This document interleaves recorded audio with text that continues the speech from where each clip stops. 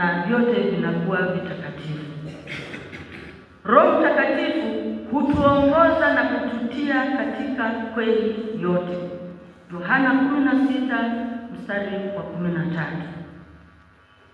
anasema, naye atawaongoza na kuwatia katika kweli yote.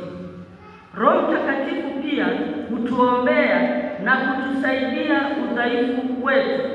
Tunasoma kitabu cha Warumi sura ya 8 mstari wa 26 hadi 27. Anasema Roho Mtakatifu hutuombea kwa kuugua kusikoweza kuneneka, kwa maana yeye anajua jinsi inavyopasa tuombe. Sisi hatujui kuomba, sisi ni wadhaifu, lakini Roho Mtakatifu anachukua udhaifu wetu, anatusaidia katika kuomba. Vile vile Roho Mtakatifu anatuhuisha, anafanya upya miili yetu iliyo katika hali ya kufa. Soma Warumi 8 mstari wa 11 hadi wa 14. Roho Mtakatifu akiingia ndani mwetu, tukimruhusu afanye kazi ndani mwetu, anatuhuisha miili yetu iliyo katika hali ya kufa inafanywa kuwa hai. Anayafisha yale matendo yote ya mwili na kutufanya tuwe hai roho. Kwa hiyo yeye ndiye anayetupa nguvu, anayefisha yale matendo ya mwili na kutufanya tuwe hai. Roho Mtakatifu pia hutufanya kuwa wana wa Mungu, warithi pamoja na Kristo. Warumi sura ya 8 aya ya 14 hadi ya 17. Kwa ubatizo wetu tulimpokea Roho Mtakatifu, na ndiyo siku ambayo tuliingizwa na kupewa hadhi ya kuwa wana wa Mungu. Hiyo ni kazi ya Roho Mtakatifu. Roho Mtakatifu pia, kama tuliposikia katika somo la pili, anatujalia karama mbalimbali, ili basi karama hizo tuzitumie kwa kufaidiana katika kujenga kanisa moja takatifu, Katoliki na mitume. Kila mmoja amepewa karama yake. Wengine wamepewa karama ya uimbaji, wengine karama ya kuhubiri, wengine karama ya unabii, karama mbalimbali, lakini lengo ni kujenga mwili wa Kristo, yaani kujenga kanisa kwa kufaidiana. Kwa hiyo kutoa karama ya kuimba, usiseme kwani mimi nisipoenda kanisani kwaya ya kwanza wataweza. Hiyo ni zawadi na ni karama umepewa na Roho Mtakatifu, utumie kwa ajili ya kanisa. Roho Mtakatifu ndio msingi wa huduma zote za kanisa ambazo tunazifanya kwa lengo la kujenga mwili wa Kristo, yaani kujenga kanisa.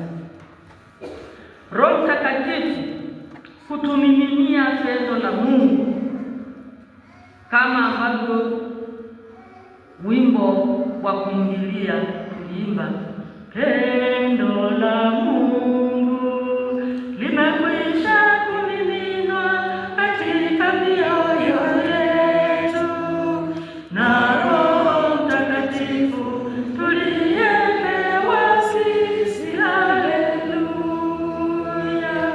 Wanakwaya, mtanikaribisha na jaribu. Basi Roho Mtakatifu ni kazi yake kumimina upendo wa kimungu ndani mwetu.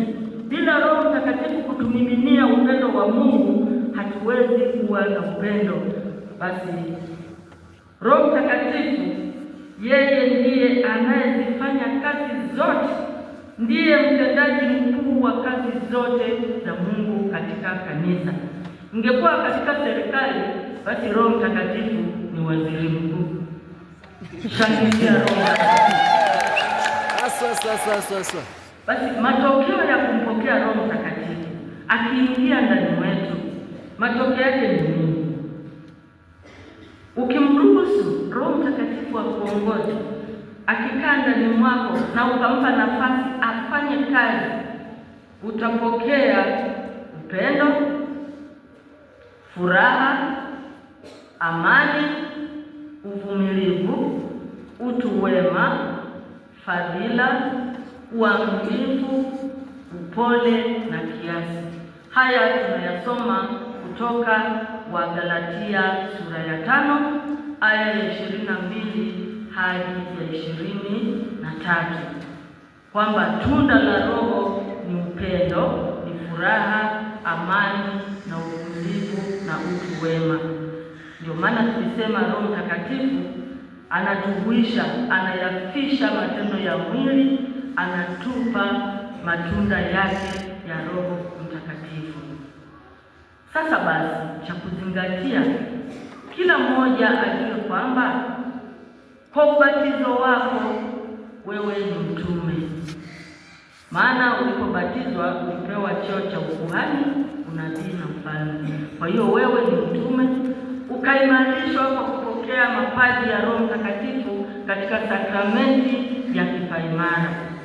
Kumbe kila kazi unayofanya ifanye kwa upendo wa Kristo, huo ni utume.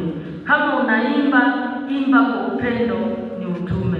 Kama mama unahudumia familia yako nyumbani, fanya kwa upendo, huo ni utume.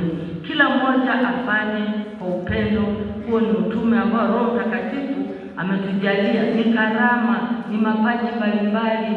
Kila mmoja amepewa mapaji na karama mbalimbali kwa ajili ya kusaidiana. Hata katika maisha ya kawaida tunategemeana. Mkulima atalima, ambaye hujalima utanunua mahindi. Mkulima anahitaji pesa na wewe unahitaji mahindi. Kwa hiyo hata katika maisha ya kawaida, yale mapaji au kazi tunazozifanya ambazo tumesema zote ni za kitume, pia bado tunategemeana. Kama ambavyo karama ndani ya kanisa tunafanya kwa kufaidiana ili kukamilisha mwili wa Kristo, yaani kanisa. Vile vile tujue kwanza kwamba Pentekoste ni siku ya kutumwa. Tumsifu Yesu Kristo. Ndio mwanzio mwambie leo unatumwa. Leo unatumwa.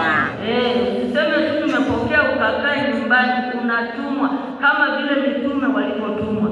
Katika somo la Injili tumesikia kwamba Yesu alipowatokea mitume wakiwa wamejifungia, wako ndani, wakikaa pamoja, walikuwa bado wanaishi pamoja kama jumuiya. Alisema, amani iwe kwenu. Kama vile Baba alivyonituma mimi nani na watuma ninyi. Akawavuvia Roho Mtakatifu, akawaambia pokeeni Roho Mtakatifu. Maana ukipokea Roho Mtakatifu umepokea kazi ya utume, unatumwa. Tumsifu Yesu Kristo. Milele amina. Kristo tumaini letu. Happy birthday mliotumwa. Mmetumwa. Ukiondoka hapa kila mtu ametumwa. Kama ulikuwa usali jumuiya, sasa unatumwa ukasali jumuiya. Kama ulikuwa ufiki kwenye kazi za kanisa, umetumwa ukafanye kazi za kanisa na mengine yote ambayo Roho Mtakatifu atatuongoza kufanya katika utume wetu kulikamilisha kanisa. Kwa hiyo tutambue kwamba utume wetu tutaufanya kwa kuongozwa na matendo ya Roho Mtakatifu kama tulivyosema. Ukisoma Wagalatia 5 sura ya 25 anasema, tukiishi kwa Roho na tuenende kwa Roho. Tukimpokea Roho Mtakatifu tusienende kufuata matendo ya mwili, bali tuishi kwa kufuata matendo ya Roho. Maana tukiishi kwa Roho tuenende kwa Roho. Tumsifu Yesu Kristo. Milele amina. Hayo ndiyo ambayo nimependa tushirikishane. Niwatakie happy birthday kanisa linalosafiri. Asante.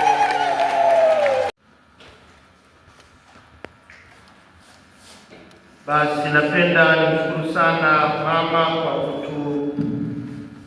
kutulisha neno la Mungu katika siku ya Pentekoste, hasa yale ambayo yametusia, ambayo yameingia katika kiini cha nini kazi ya Roho Mtakatifu ndani mwetu. Mama, tunasema sana, ningependa uendelee, lakini sasa inabidi siku moja nikupe basi darasa naamini wanafunzi wako walikuwa wanafaulu sana. Maana wapo wengi maana ulivyofundisha mimi mwenyewe mpaka nimejifunza mengi na nikatamani uendelee, na ningetamani kumbe niwe mwanafunzi wako, lakini basi.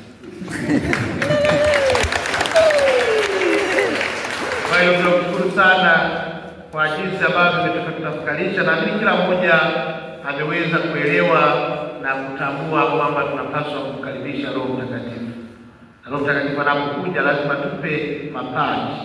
Yale mapaji lazima yazae matunda, ambayo lazima mtu mwenye Roho Mtakatifu anakuwa na furaha. Kuna mtu amekaa kanisani amejikunyata, Roho Mtakatifu hajazaa. Huyo Roho Mtakatifu ni tasa. Inapasa kuwa na furaha, kuwa wavumilivu, kuwa na kiasi. Sio ukiona kitu basi hata mwenzako sio kazi ya Roho Mtakatifu. Tunashukuru sana na Mungu akubariki katika basi majitoleo yako na muda uliotumia basi katika kutuandalia haya mahubiri mazuri ya Pentekoste. Mungu akubariki sana mama. Basi tusimame.